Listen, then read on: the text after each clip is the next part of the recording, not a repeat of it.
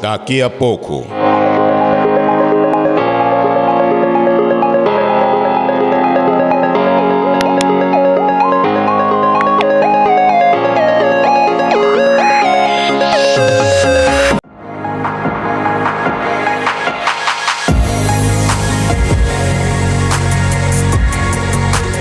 Nova Era TV.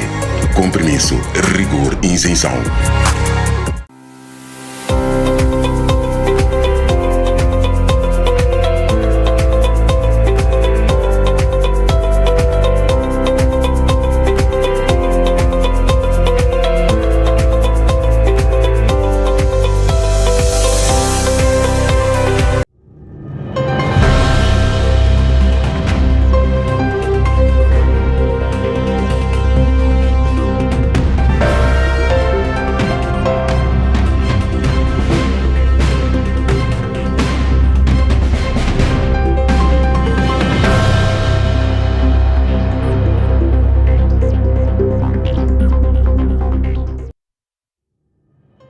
Ora, viva muito, boa noite, bem-vindo à presente edição do Jornal da Nova.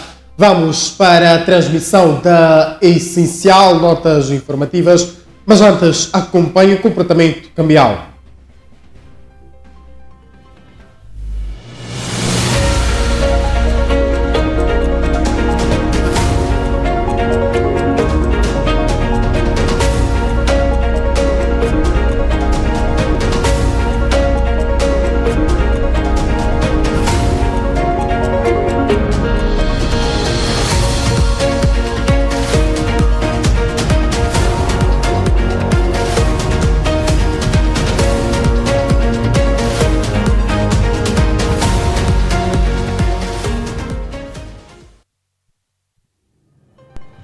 Para já as transmissões informativas na página nacional da atualidade política, o ex-candidato presidencial Venâncio Mondlane voltou a criticar o governo por alegados entraves à legalização do seu partido Anamola, após o Ministério da Justiça não responder dentro dos prazos legais. Mondlane garante que tudo fará para que os órgãos da Justiça possam resolver esta questão. O político moçambicano Venâncio Mondlane queixou-se ontem de bloqueios para a legalização do seu partido Anamola, referindo que vai continuar a recorrer na Justiça após haver esgotado o prazo de resposta pelo governo. O ex-candidato presidencial afirmou ainda a vontade genuína de colaborar e respeitar as instituições, referindo que vai continuar a recorrer às instituições de justiça ao máximo para legalizar a sua formação política, a sua formação e organização, por não colaborar. Desta vez não há justificação absolutamente nenhuma para o Ministério da Justiça estar em falta conosco. Como é que isto começou? Primeiro, no dia 3 de abril, nós submetemos o pedido de registro do nosso partido, que é Anamalala, portanto vocês acompanharam, e no dia 3 de abril, depois de submetido, a lei diz que o Ministério da Justiça tem 60 dias, portanto, para tomar a decisão. Significa que se é 3 de abril, podemos dizer 3 de maio, até 3 de junho, ok? No máximo, nós já devíamos ter a resposta. Mas em 3 de abril, passados 55 dias, portanto no dia 28 de maio, o Ministério da Justiça convoca-nos ou notifica-nos a dizer que os nossos documentos para o registro do partido Anamalala tinham irregularidades. Submetemos a proposta no dia 3 de abril. Submetemos a retificação das irregularidades no dia 6 de junho. E mesmo assim, no prazo estendido exageradamente pelo Conselho Constitucional, o Ministério da Justiça não nos responde. No documento enviado esta quinta-feira ao Conselho Constitucional, refere-se que está a recorrer contra o silêncio do Ministério da Justiça por indiferentismo tático, após o mesmo ultrapassar o prazo de 60 dias para responder ao pedido de formalização do partido e a mudança da sigla anteriormente exigida. Este novo recurso surge depois de, num acordo de 14 de julho, o mesmo Conselho Constitucional já ter recusado apreciar o recurso, negando que o prazo tivesse sido ultrapassado. O Ministério deu, em meados de maio, um prazo de 30 dias para a alteração da sigla. No ofício do Ministério, assinado pelo ministro Mateus Sais, com data de 28 de maio, é referido que o termo Anamalala, sigla da Aliança Nacional para um Moçambique Livre e Autônomo, é proveniente da língua macua, falada em Nampula, norte do país, e por isso já carrega um significado linguístico próprio para a comunicação com os leitores. Anamalala significa vai acabar ou acabou. Foi uma expressão usada por Venâncio Mondlane durante a campanha para as eleições gerais de 9 de outubro de 2024 e que se popularizou durante os protestos por ele convocados nos meses seguintes ao não reconhecer os resultados da votação. A província de Maputo confirmou 2 novos casos de Mpox nas últimas 24 horas, elevando para 33 o número total de infecções registradas em Moçambique desde o início do surto em julho na província de Niassa. De acordo com o boletim informativo da Direção Nacional de Saúde Pública, os 2 casos foram confirmados no distrito de Matola após a realização de 11 testes laboratoriais, dos quais apenas 2 tiveram resultados positivos. Dos 33 casos confirmados, Niassa lidera a lista com 28 infecções, 84,8%, província de Maputo com 3 e Manica com 2 casos. Além dos novos casos confirmados, foram repostos 22 casos suspeitos em diferentes regiões do país, sendo 11 na cidade de Maputo, 5 na província de Maputo, 3 em Tete, Niassa, Zambésia e Manica, com um caso cada. Todas as amostras aguardam confirmação laboratorial. Desde o início do surto, já foram analisadas 166 amostras e rastreados 156 contactos. Só nas últimas 24 horas foi identificado um novo contacto. Até o momento, 89 casos suspeitos estão sob vigilância e não há registro de óbitos, mantendo-se a taxa de letalidade em 0%. Atualmente, 20 pacientes continuam sob acompanhamento clínico, enquanto 13 já foram considerados recuperados. O porta-voz do governo, Inocêncio Impissa, adiantou que Moçambique poderá receber vacinas contra a Mpox já em setembro, como medida prevenitiva para uma eventual propagação da doença. O executivo está igualmente a avaliar opções de medicamentos para a resposta a possíveis cenários de emergência. Uma análise do Centro de Integridade Pública à atual disputa fiscal decorrente da Autoridade Tributária de Moçambique e a petrolífera portuguesa Galp, decorrente da venda de uma participação desta na área 4 da bacia do Rovuma, defende ser um teste à soberania económica de Moçambique e a responsabilidade de um dos maiores investidores estrangeiros no país.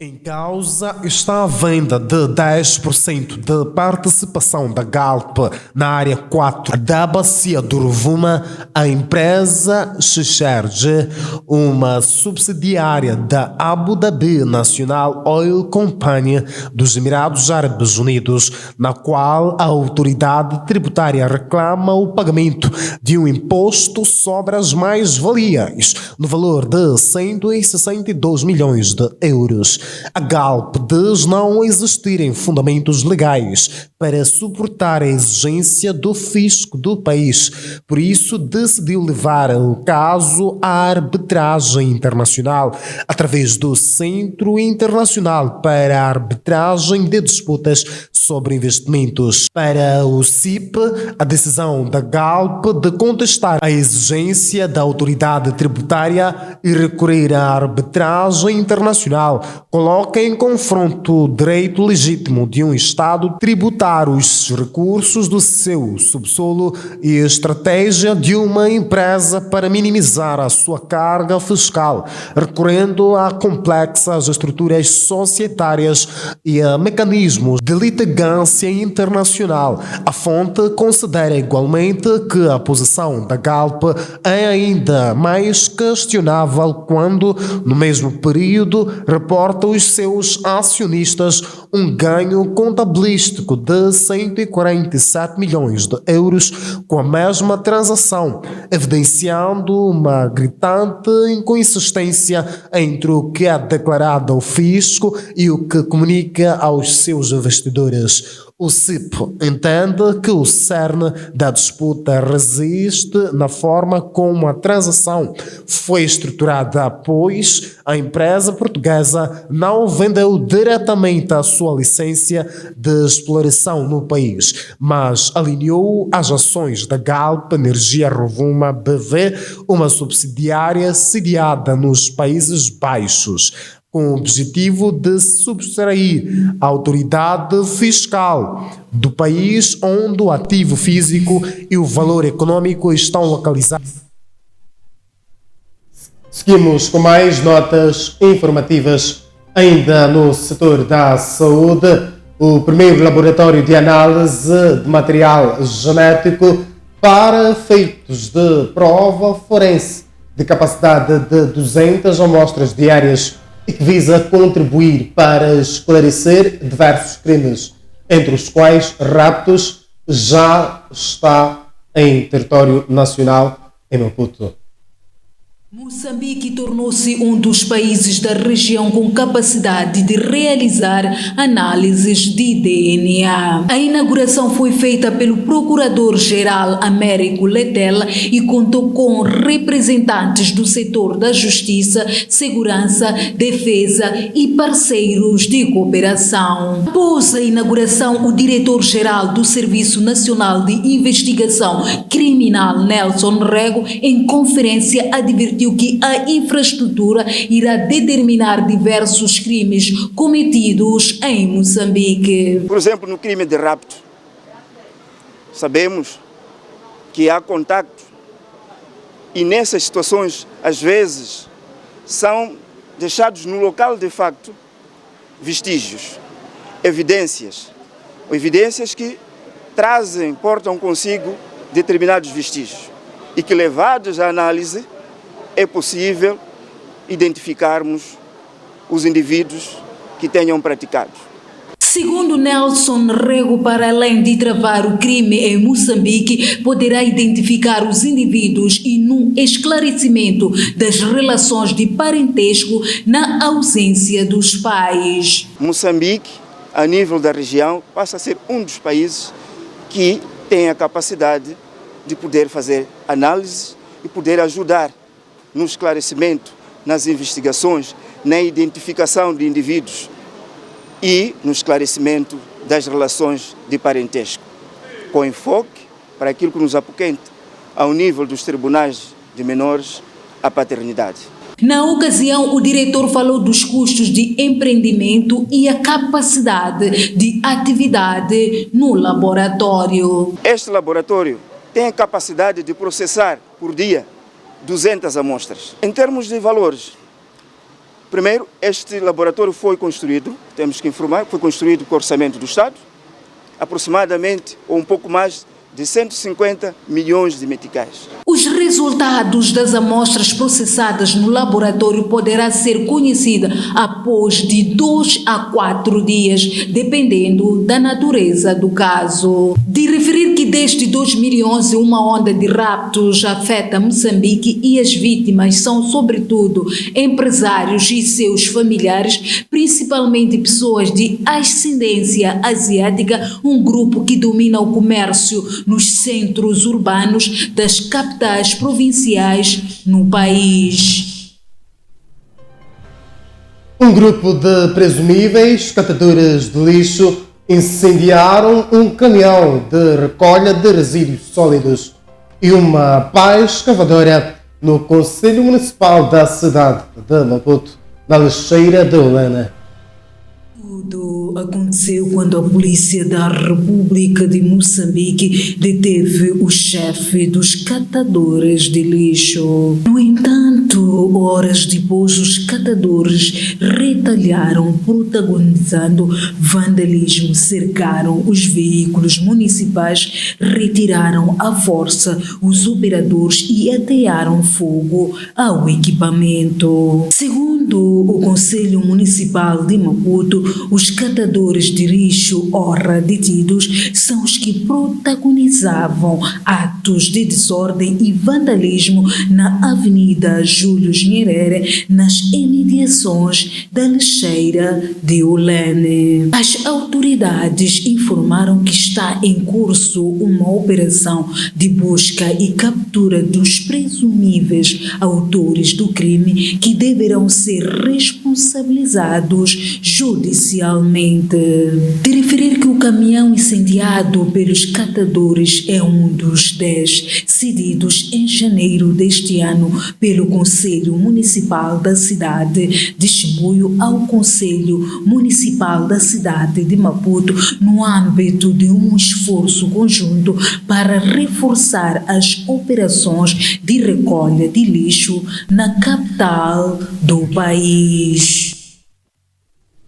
Ficou para trás a gestão de uma nota nacional. Entretanto, daremos o segmento de mais notas informativas na página nacional. Mas para já, confira um curto intervalo. Mas antes, acompanhe a previsão para o estado do tempo. Até já.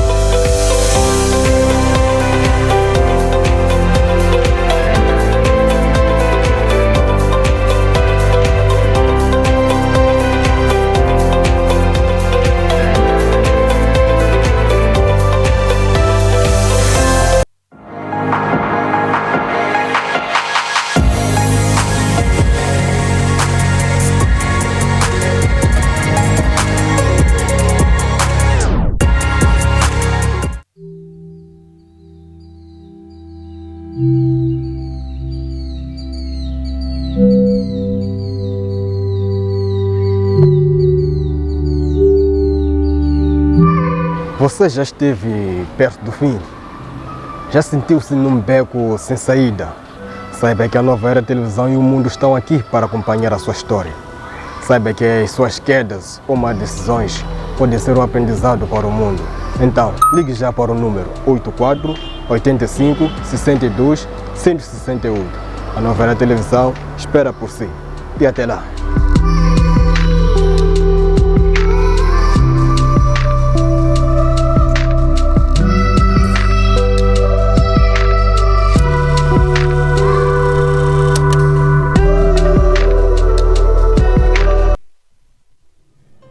Bem-vindo de volta ao segundo bloco do Jornal da Nova.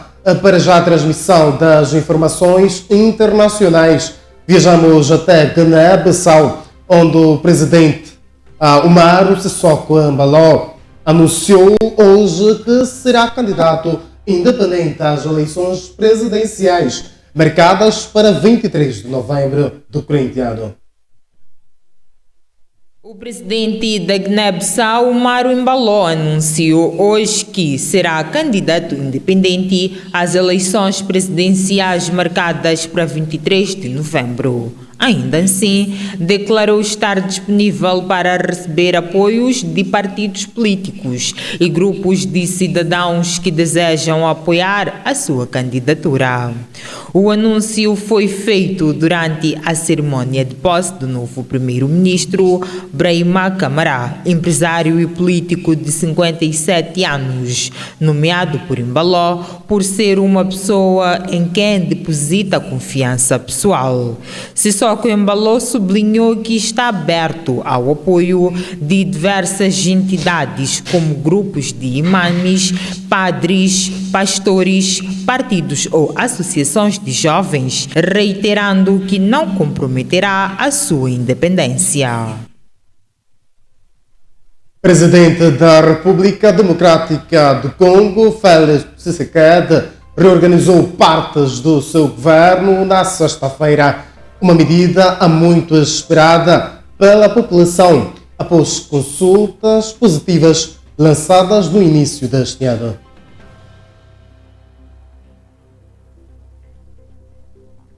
As mudanças não são radicais à primeira vista, mas para os observadores elas são notáveis. O chefe de Estado trouxe dois políticos da oposição. Adolphe Muzito, ex-primeiro-ministro, foi nomeado vice-primeiro-ministro e também ficará responsável pelo orçamento. E Floribert Azulune, líder de um pequeno partido de oposição, foi nomeado chefe de integração regional. Vários outros funcionários permaneceram no governo, mas mudaram de emprego. Entre eles, Eve Bazaiba, que passou do primeiro-ministro, que passou do Ministério do Meio Ambiente para o Ministério dos Assuntos Sociais, e Aimé Boge, que passou do Ministério do Orçamento para o Ministério da Indústria. Segundo alguns jornalistas, essas mudanças podem ser uma forma do presidente congolês consolidar seu partido e chegar a um consenso político em torno da sua figura.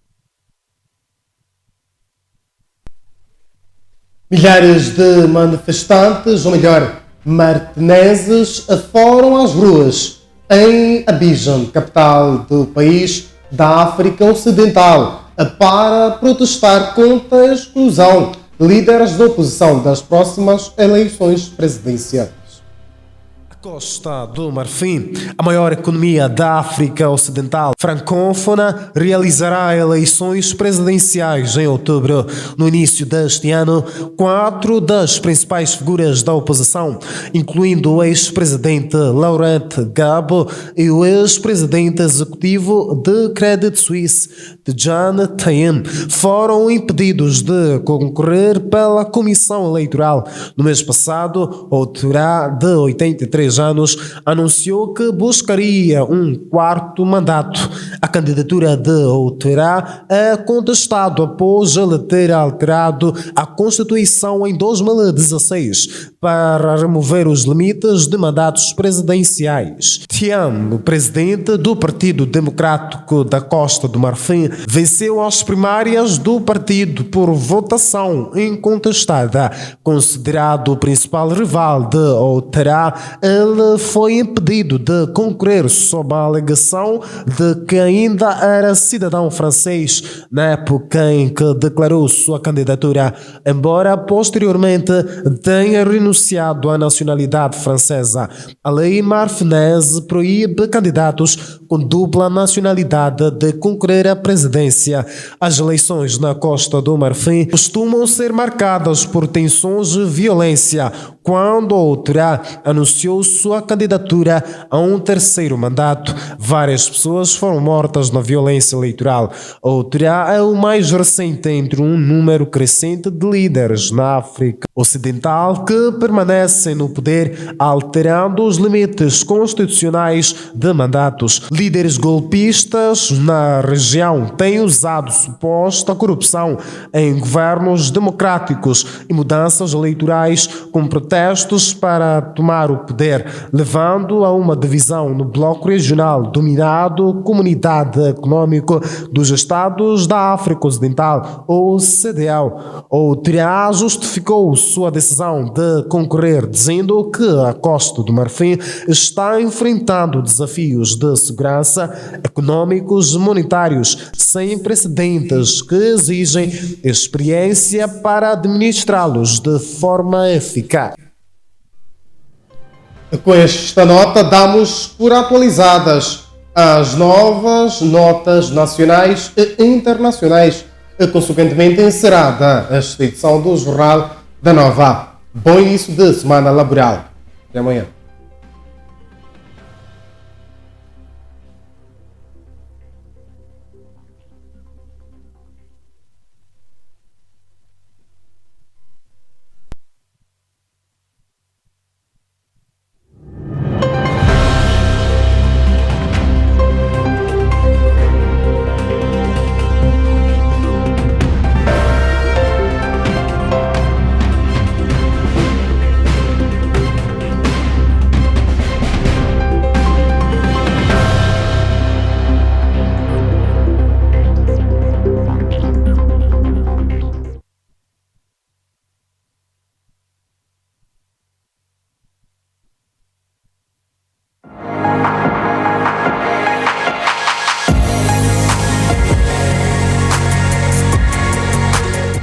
Nova Era TV.